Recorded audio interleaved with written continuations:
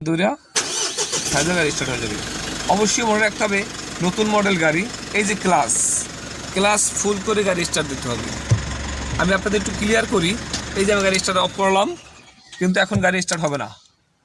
আমার এই ক্লাস পায়ে ফুল করে, এই যে ক্লাস পায়ে ফুল করে তারপরে আমি যদি স্টার্ট দেই, তাহলে আমার এই নতুন মডেলের যত গাড়ি আসছে ম্যানুয়াল গাড়ি এগুলো স্টার্ট হবে।